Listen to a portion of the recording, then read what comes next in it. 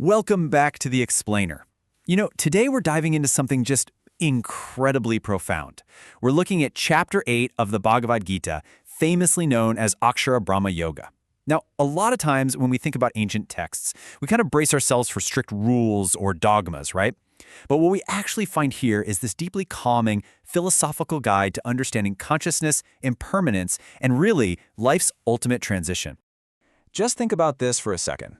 What if the end of life isn't a final stop, but rather a transition that's shaped entirely by how mindfully we live today? The text we're exploring completely reframes how we perceive death. It asks us to look at it not as this terrifying definitive end, but as a deeply spiritual departure, an event that actually depends entirely on our daily awareness and, the actual state of our inner growth. So, to unpack all of this, here's our roadmap for today. We'll start with the illusion of fear, look at Arjuna's 7 cosmic questions, explore Akshara, the imperishable reality, then the art of departure, cycles of cosmic time, and finally, wrap up with the ultimate spiritual goal. All right, let's jump right into part 1, the illusion of fear. So why exactly do we fear death? I mean, society as a whole usually goes out of its way to avoid talking about the end of life, right? But all that avoidance really just breeds unnecessary anxiety. The sources actually identify 3 distinct roots of this fear, and they're all based on ignorance. First off, there's the physical illusion. We tend to think we literally are just our physical bodies, so naturally we're terrified of just becoming non-existent. Second is the emotional root. This is our deep attachment to our loved ones, our homes, our status. We just dread that forced separation. And third, the intellectual root. That's basically just a profound lack of clarity and uncertainty about what exactly happens next. But the core teaching here? It's that absolute, clear knowledge is the ultimate antidote to all of this fear.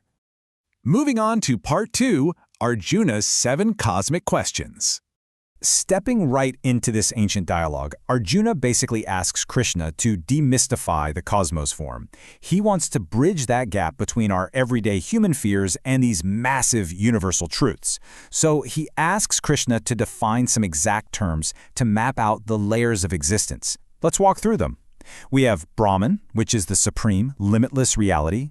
Then there's Adhyatama, and that's that exact same reality just centered within the individual soul. Karma, now this isn't just a pop culture buzzword here, it's the actual creative force of action that brings beings into existence. Next is Adibhuta, representing the whole physical, perishable material world around us. Then Adideva, referring to the subtle cosmic deities or the forces presiding over our senses. And lastly, Adiyadya, the Supreme Lord residing right within the heart of all beings as the ultimate witness. By laying these out, the text does this beautiful job of connecting the massive macrocosm of the universe straight down to the microcosm of, well, you and me. Which brings us to part 3, Akshara, the imperishable reality. This is really the foundational theme of the entire philosophy, and it's actually what gives the chapter its name, Akshara Brahma Yoga. So Akshara literally means the imperishable, the changeless. Krishna explains that our true self is absolutely not this fragile, perishable physical body that we spend so much time worrying about. Instead, our true essence is pure consciousness. It's an eternal reality that does not perish when the physical body does. And honestly, just remembering that one fact is the very first step toward finding real spiritual peace. Now let's look at part 4, the art of departure. Here, the text shifts focus to the fascinating mechanics of the actual transition. It states, and this is absolutely crucial, whatever one remembers upon giving up the body at the time of death, one attains that state. Think about that. Our state of consciousness, our final, profound thought at the exact moment we leave the body, basically acts as the steering wheel for our soul's next journey. Whatever we are focusing our awareness on in that moment is exactly what we attain. To really drive this home, the texts share this unforgettable parable about King Jadabharata. So he was this great king who actually renounced his entire kingdom to go meditate in the forest and seek spiritual wisdom. Seems like he's on the right track, right? Well, he ended up finding an abandoned baby deer, a little fawn, and he became intensely attached to it. And at the exact moment of his death, instead of resting his mind in eternal consciousness, he was completely consumed with worry for this little deer. The result? Well, because of that final, overwhelming thought, the great king was reborn as a deer. It's a pretty striking story, but it perfectly proves the absolute binding power of our earthly attachments. Now, you might be sitting there thinking, okay, well, I'll just make sure my last thought is a super spiritual one, right? But the text introduces this concept of anusmara, which means constant, lifelong remembrance. The reality is your last thought isn't some sort of shortcut or a system you can just hack at the last second. It is the natural, completely unavoidable culmination of whatever you've chosen to focus on every single day of your life. If your mind is constantly fixated on your daily worries or attachments, well, that is exactly where it's going to go when that final moment arrives. For a truly disciplined practitioner, navigating this whole transition is a highly intentional process. The text actually outlines tangible, yogic steps for a peaceful departure. It involves completely withdrawing the senses from the outside world, focusing the mind steadily deep within the heart, drawing the vital energy or prana upwards, and finally chanting the sacred syllable Om, representing the supreme reality. What this shows us is that departure isn't just something that passively happens to an advanced yogi. It's a deeply mindful transition that they are actively guiding. Let's zoom out a bit for Part 5, Cycles of Cosmic Time. Taking a step back from our intimate, individual human experience, the Gita thrusts us into the staggering, frankly awe-inspiring scale of the universe's timeline. Ready for this? 4.32 billion human years. According to the text, that massive duration equals just one single daytime period for Brahma, the creator. When you really sit and consider that sheer scale of cosmic time, I mean, the fleeting nature of our daily, material worries suddenly comes into very sharp focus, doesn't it? It explains that during the day of Brahma, all living beings and the entire material universe manifest into existence.